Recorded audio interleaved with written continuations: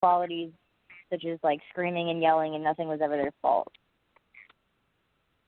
Okay. Thank you, Angel. All right. How about you, 267? I think with me, it's not more or less like dating someone like my father, the opposite. I think with me, I realized that I play the position or the role that he played in my family. So, like I find situations where, like in my last 2 marriages, like I basically was like, I guess, emulated what I seen him doing, and which is, I mean, not a bad thing, but when you're in a relationship, and I'm playing a male role, I guess you can say, it is kind of weird at times. You know what? That's so weird that you said that, because I was going to say that I think that I definitely do the same thing that you did. My dad was a very dominant and aggressive type person.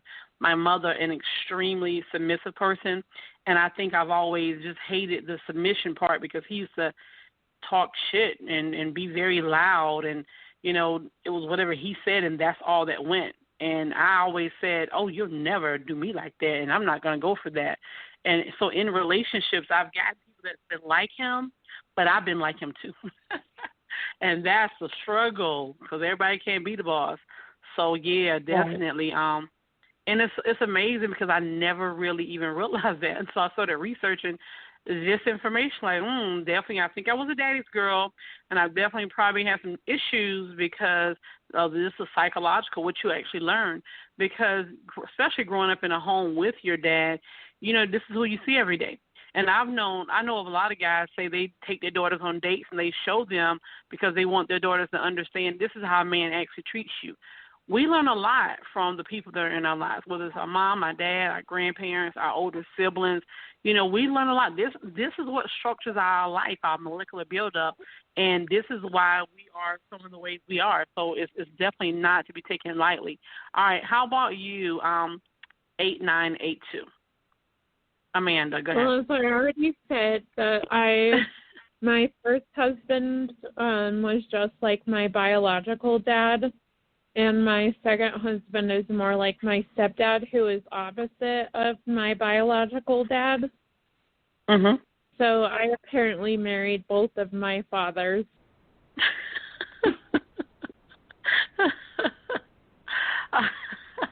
Did you even realize you were doing that?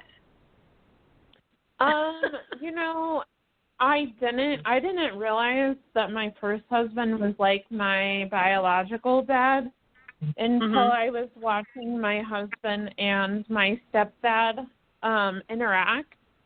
And I was like, dang, they're so similar. And then I was like, oh, crap, I've married my dad. Okay. All right. How about you, Dawn?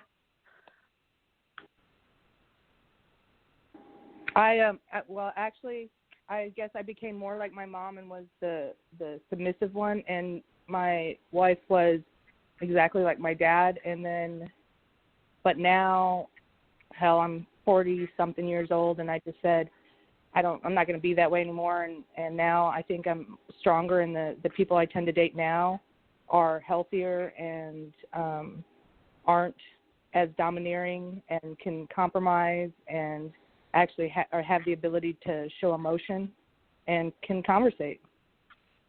Okay. How about you, Jordan? You didn't hear me whenever it was on mute. I said, oh, shit, you're going to call me out. Oh, were you saying pass again, Jordan? No, I'm good. Okay. So, okay, come on. Here's the thing is that, like, my dad was truly amazing, so there's nothing I can ever say negative about him. He's been nothing but loving and caring. But I will tell you that the first boyfriend I ever had was, on the abusive side. And I'm like, yep, nope, fuck you. And then it's like every time I get to a new relationship, it gets, I know what I want in life.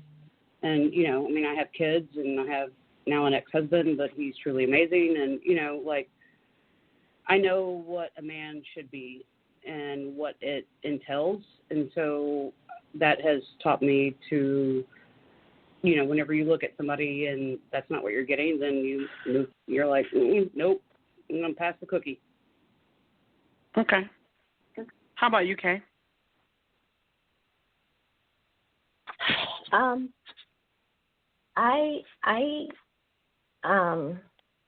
It's kind of like when I thought about this before, the only thing that was really similar that I could see between my father and my husband was that they were both Pisces.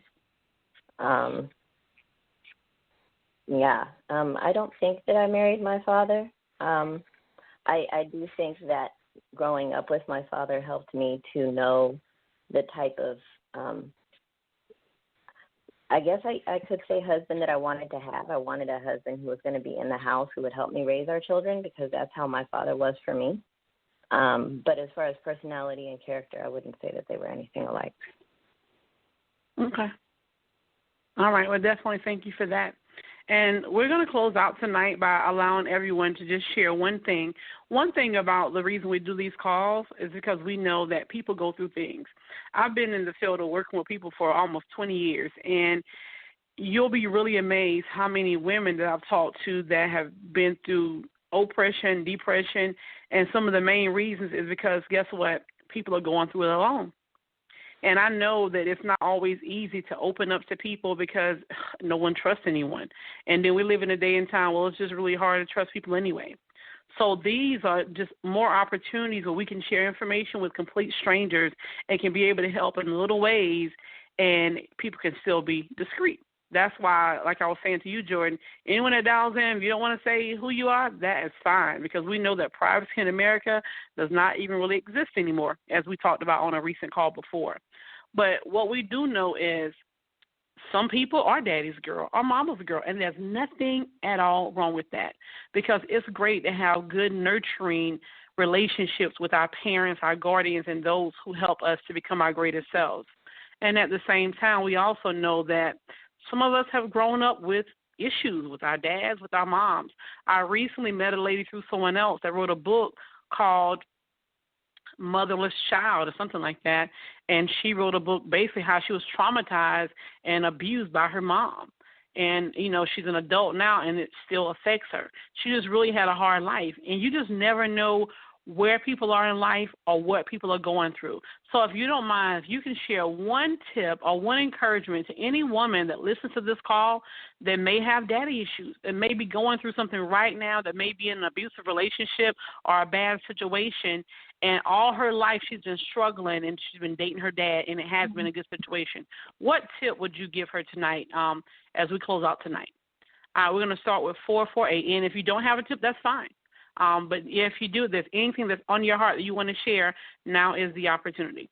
All right, we'll go to 4488.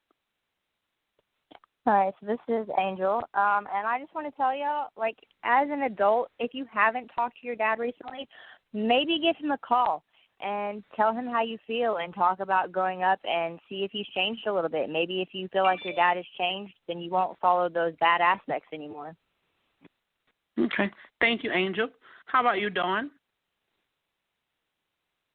I recommend anyone that's having issues with breaking the cycle of either the good or the bad with the past with your dad to get into therapy any way you can. I'm telling you, it was the best thing that happened. It changed my life completely. It went from 30 years of seeking the same kind of partner to now a freedom of being myself and a freedom of not having those invisible chains attached to us that we don't even know exist because of our family dynamics or our the way we were brought up. And I really just seek the help you need. It's worth it. You can have a new life, you can have a new beginning, and you can have everything you want. That was powerful. Thank you. Thank you so much for that. Corinne? I would say to just work on yourself. Some relationships you can't necessarily, it's actually more healthier in some relationships to have distance. So some relationships you can't necessarily change or fix, but you just have to find closure within yourself and whatever relationship it is. So just find a healthy way to move on from whatever past trauma you may have. I ditto that. Thank you, C. Amanda? I would say that if anybody in your life is toxic, it's okay to cut them out, and it's okay to choose your own family. You have to do what's right for you, and not just because somebody's related, or you don't have to date somebody like your dad. Like, choose something different if it'll make you happy and your life better. Absolutely. Thank you. Jordan? So one of the things that I was always taught is to be very independent, and I don't rely on anyone except for myself, and especially in the sense of monetary. I'm a software developer. I make really good money, and whenever it was time for me to separate from my husband, that was not one of my concerns about money, because I make my own money, and hell, I might make more than he does. So I think independence is huge. I think that, because I think a lot of, like, my sister-in-law and my brother are going through a divorce right now, and she doesn't make the money. I mean, she's terrified. I mean, she just texted me 10 minutes ago saying that she's absolutely terrified. She doesn't know what she's going to do, how she's going to afford anything. And,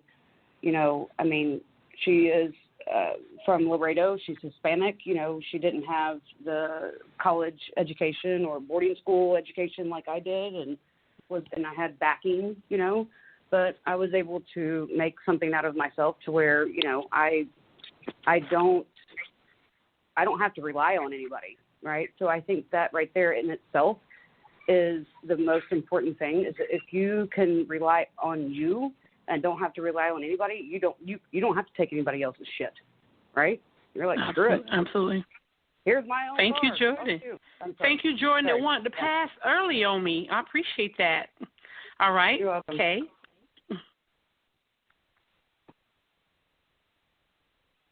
Hey, are you there? I think, yes. I think if somebody finds themselves in a relationship with someone who is like their father, more often than not, it was not intentional. Most people don't go looking for someone exactly like their dad. I don't think that that's the forefront of their thoughts, although maybe if they had a really awesome dad, that is something that they want.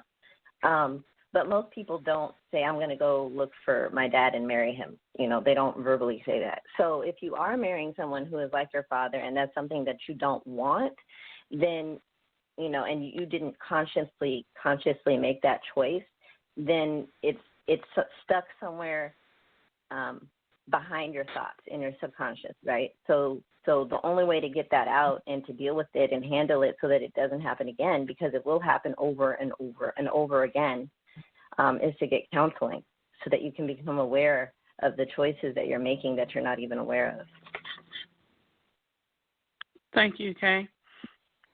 And I definitely agree with everything that everyone has said. If we or anyone that we know have daddy issues, you have to rise up and own it. Rise up and own it. Become aware and know that the only person that can deal with it is the person you're looking at in the mirror, is ourselves. So thank you, ladies, for participating tonight. Thank you for the transparency and just sharing the journey together. I definitely really, really appreciate it. I'm going to turn the call over to C for any closing comments and announcements.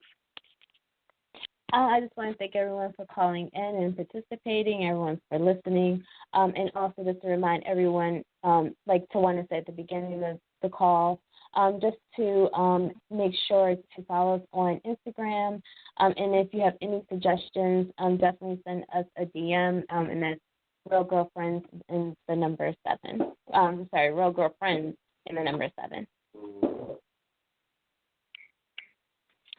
Thank you for that. Ladies, we definitely appreciate it. We'll update the calendar and on the website of our future topics, and we definitely love to hear from you guys in reference to things you want to hear. And it's 4th of July weekend, so we ask that you be safe, continue to practice social distancing, and remember, we're girls. We run the world. Have a good night, everyone, and be safe. Good night. Yes.